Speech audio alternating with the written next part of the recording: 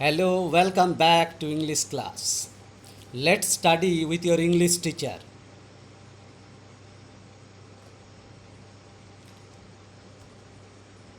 As usual, don't forget to like, subscribe, share, and press the bell icon.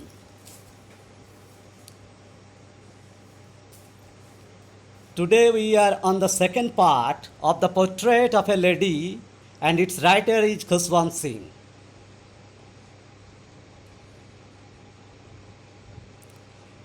Part 2. Before that, I would like to request you to lend me your ears, eyes, as well as minds also.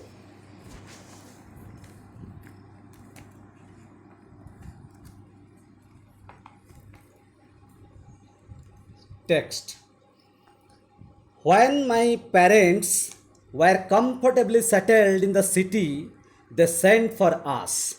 When Khushbant Singh's parents were comfortably settled, were agreeably settled, or cosily settled.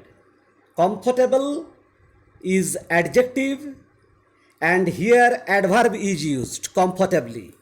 Comfortably means agreeably or cosily, cosily, and cosy, cozy, the word cozy, and from that very word cosily, cosily, there will be y will be removed, and in place of yi and ly. And in American English, cozy. In American English, cozy. They sent for us. They, who are they? The parents of the narrator, Khushwant Singh. They sent for us. Sent for means summoned. They called us. Us refers to the narrator.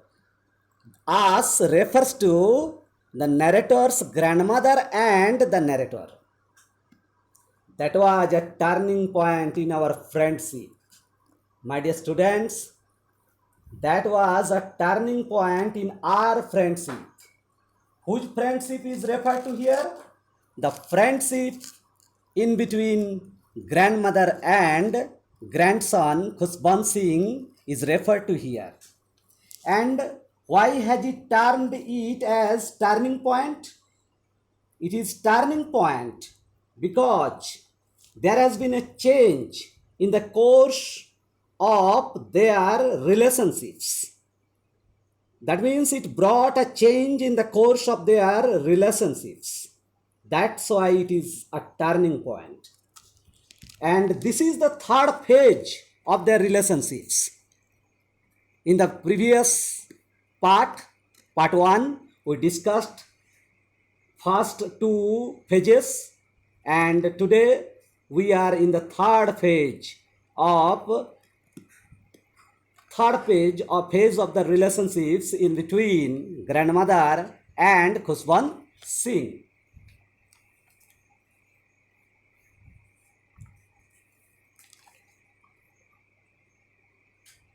Although we shared the same room,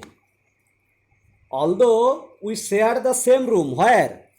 In the city. My grandmother no longer came to school with me. My dear students, there has been a sense of loss. I used to go to an English school in a motor bus. While they were in village, that time they used to go to school on foot. But now in the city, facilities are there. That sort of bondness no longer remained. There were no dogs in the streets, and she took to feeding sparrows in the courtyard of our city house. City house of Khushwant Singh, his parents, along with grandmother, is referred to here. And now it is referred to as city house. My dear students, try to feel the meaning, emotions in between the two words, house and home. When they were in village, that time That was they were living in home, and in city, in the concrete life, there is artificiality. That's why it is termed as house, not home. Home sweet home. As the years rolled by, we saw less of each other. As next paragraph, as the years rolled by means passed by, with the passage of time, we saw less of each other. We, here we refers to narrator's grandmother and the narrator. For some time she continued to wake me up and get me ready for school. When I came back, she would ask me what the teacher had taught me. I would tell her English words and little things of Western science and learning. The law of gravity, Archimedes' principle, the world being round, etc. This made her unhappy. So, what made her unhappy? This here refers to the change in city education, the change in education. This made her unhappy. That doesn't suit grandmother. She could not help me with my lessons. While we were in the village, she could help me with my lessons. But here, since I have been put in an English medium school, she could hardly help me in my lessons. She didn't believe in the things they taught at the English school, and was distressed that there was no teaching about God and the scriptures. The grandmother of Khushbant Singh got upset, became sad with the thought that in English medium school there was hardly any teaching about God and scriptures, holy books, or sacred writings.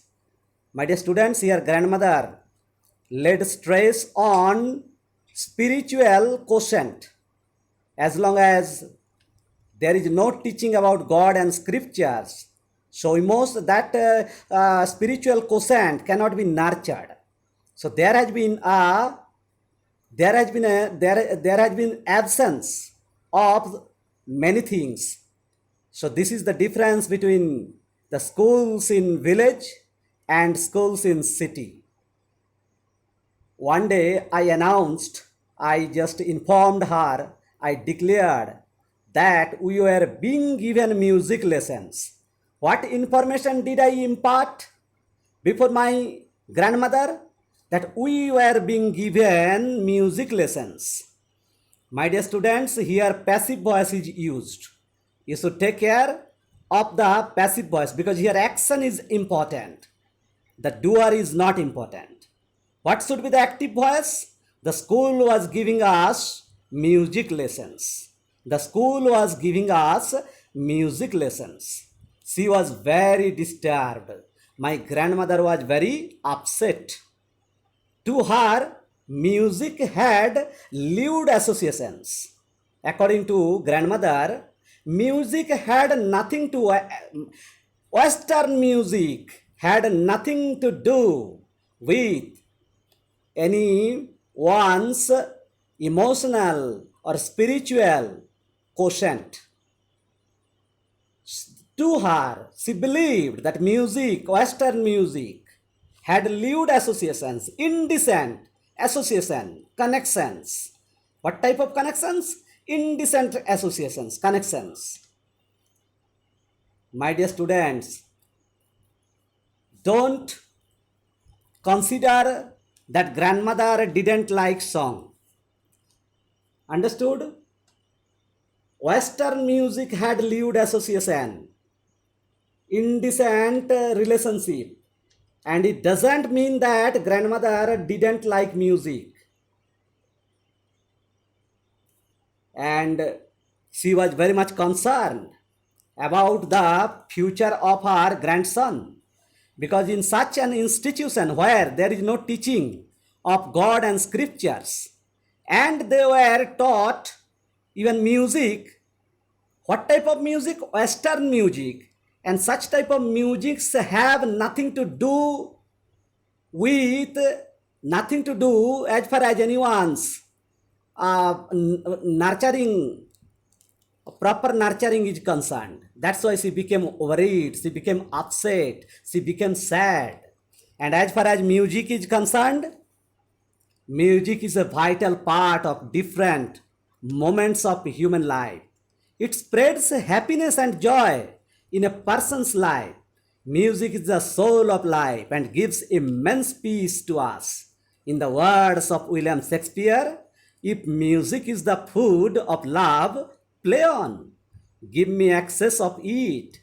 That surfeiting, that means satiating the appetite, may sicken and so die. So if music is considered as the food of love, play on. Give me excess of it. That surfeiting, surfeit means here satiating, satiating the appetite. Satiating the appetite, may sicken and so die. So here we must not consider that grandmother was against music. She was in favor of such type of music, and as far as William Wordsworth is concerned, the music in my heart I bore long after it was heard no more. If such type of musics are there, grandmother likes it very much.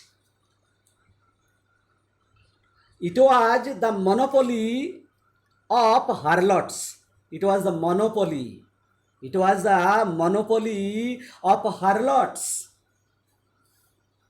It was the monopoly means sole right of harlots, prostitutes, and beggars, and not meant for gentle folk. Such type of music had nothing to do anyone's character, career, or nurturing anyone's spirituality, proper upbringingness. She said nothing, but her silence meant disapproval. That means she didn't like such type of music, Western music. She expressed her disapproval by remaining silence, by keeping silence. She rarely talked to me after that. She got so much hurt that she scarcely, she hardly talked to the narrator after that incident, when she came to know that the school was giving them music lessons. When I went up to university, I was given a room of my own. The common link of friendship was snapped. The common link of friendship in between grandmother and grandson, in the form of the narrator Khushbant Singh, was snapped, was broken. Very important line. My grandmother accepted, she accepted her seclusion, her loneliness, her solitudeness with resignation, without any protest. She accepted her seclusion in an ungrounding manner, without expressing her ungroundingness.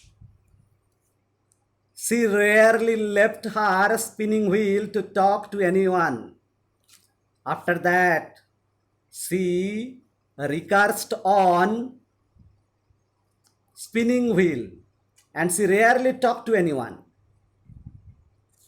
From sunrise to sunset, she sat by her wheel, spinning and reciting prayers, singing her prayers in an inaudible manner.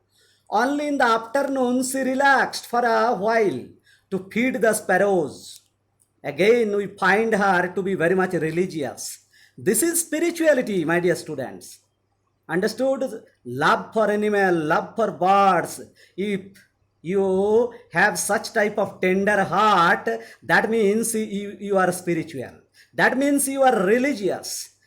When she had been in the village, she used to feed the dogs, stray dogs. And in the absence of stray dogs in cities, in the streets, she used to feed the sparrows.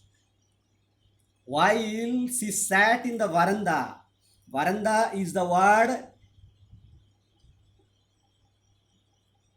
Ars word. It has taken its place in English dictionary also. So veranda, sat in the veranda, breaking the bread into little bits, breaking the bread into little pieces. Bits means bits. Bits, this is noun. Bits means pieces. Hundreds of little birds collected around her, creating a veritable. Veritable means real bedlam. Real bedlam of chirapings. Real bedlam. Bedlam means noisy confusion, and chirap means charp, chirp, or twitter, and it can be used as noun also as well as verb also. And when it is used as verb, it is used intransitively without any object. And chirap is onomatopoeic word. What type of word? Onomatopoeic. Onomatopoeia, this is onomatopoeia. What is onomatopoeia? The sound of a word gives its sense. Just like these words, twittering. So no need to tell the meaning. The sound gives the sense. Example of onomatopoeia. So chirapings means chirpings, twitterings. So here chirapings word is used as noun. Some came and perched on her legs. Some out of those sparrows came and perched on her legs and sat on her legs. Others on her shoulders. So think how deeply she loved them. She had her deep love for them. That's why they could just take the courage to just come so close with her. Some even sat on her head also. She smiled but never shooed them away. My dear students, shoo them away means drive away. And shooed them away means drove, driven. So drove away. She never drove them away. She never drove those birds away. It used to be the happiest half an hour of the day for her. It used to be the happiest, happiest, superlative degree is used. Happiest moment for her. And she was habituated to. It became her habit. So this shows her religious nature. The lady was religious by nature, and this is what is practically called spirituality. Let's proceed to the next paragraph. When I decided to go abroad for further studies, I was sure my grandmother would be upset. I was sure that my grandmother would be worried, would become very much sad. I would be away for 5 long years. And at her age, one could never tell. Can anyone be sure, or could never tell means could never be said with certainty. There is every uncertainty whether returning back he could see her or not, because she was on the brink of death. And at that stage, 5 long years is 5 years is a long year. I would be away for 5 years, and at her age, one could never tell. There is every uncertainty whether she would or he would see her or not coming back. But my grandmother could. She was not even sentimental. She didn't give vent to her sentimentality. She didn't show her worried nature. She didn't show that she was sad. Why? Because she wanted to see her grandson happy. Love was there, understood? Love was still there, and there was no dearth of love as far as grandmother's love for her grandson is concerned. She came to leave me at the railway station. She came to bid goodbye to her most dear grandson. Railway station, but didn't talk or show any emotion. Why did she not talk? Had she talked, her emotions, sadness could have been expressed. She didn't want to give vent to her sad emotion. That's why she remained silent. She kept mum, M-U-M. Her lips moved in prayer. She continuously just praying. She was continuously praying for the safe journey, for the safe future of her grandson. Her mind was lost in prayer. It became her habit. Her fingers were busy telling the beads of her rosary, counting the beads of rosary, Japamala. She was taking the name of God, beads of rosary, Japamala. Silently, she kissed my forehead. This expresses her deep love for her grandson. Kissed my forehead, upper part of the head. And when I left, I cherished the wet imprint that kissing has left, as perhaps the last sign of physical contact between us. Up to that, we want to just resume from the next part tomorrow. But before just giving finishing touch, okay, just one para is still left, understood? But that was not so. After 5 years, that means what I anticipated, what I apprehended, that didn't happen so. ऐसा हुआ नहीं था. After 5 years, I came back home and was met by her at the station. Again, my dear students, take care of the subtle use of grammar, that is passive voice. Here, action is important. Person is equally important, but action is more important. I came back home and was met, passive voice, by her, by my grandmother at the station. That I apprehended whether I apprehended that she might die, but it didn't happen so. After 5 years, long 5 years, a considerable number of years got elapsed since they met last at same place, railway station. She didn't look a day older. There was no change in her physical appearance. She still had no time for words, and while she clasped me, she held me tightly. Hold, but here clasp, that's why held हो जाएगा. Held me tightly in her arms. I could hear her reciting her prayers. That time also she was busy in just singing her prayers. Even on the first day of my arrival, her happiest moment, happy, happier, and happiest, most happy moment, understood, happiest moments were with her sparrows, whom she fed longer, and with frivolous rebukes, playful rebukes, light scoldings.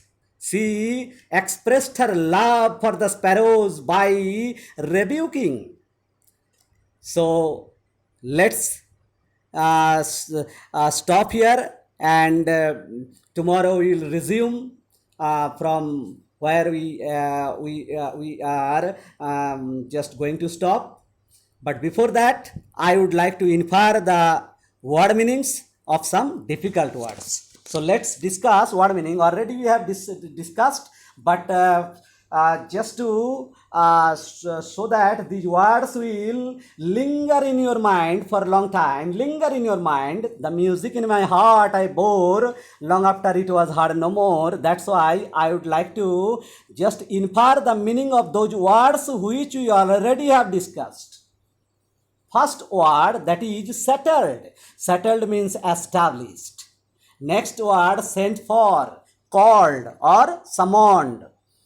Turning point. Here important point, but my dear students, again I would like to clarify, that is turning point is not used as positively, understood, positively, change in the course of life. Change, it brought a change in the course of their relationship in between grandmother and the narrator. That was the turning point. Took to, that means fell into the habit of. Next, feeding, giving food. Courtyard, an open space, a part of the house. Rolled by, passed by. Laws of gravity, laws related to the gravity of the earth.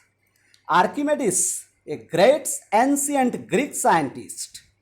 Next word is distressed, became sad, disturbed, upset, lewd, indecent, associations, connections, monopoly, sole right, harlots, prostitutes, gentlefolk, gentle people, gentlemen.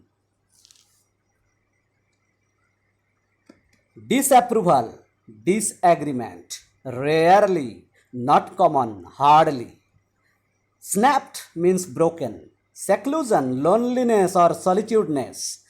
Resignation, submission. Spinning wheel, a household device for spinning yarn or thread. Spinning, spinning the yarn. Reciting, singing loudly from memory. Allowed. Relaxed, took rest. For a while, for a short time.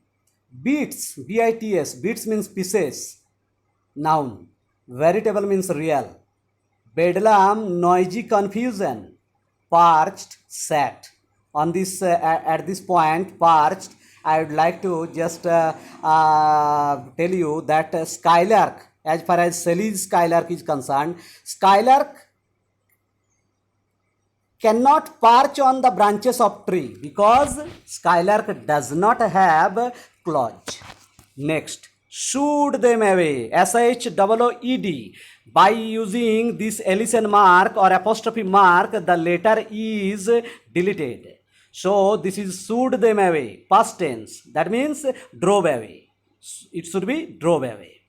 Go abroad, go to a foreign country. Upset, worried. Could never tell, could never be said, certainly. Next, sentimental, emotional. Emotional spelling, students should be careful. Thank you for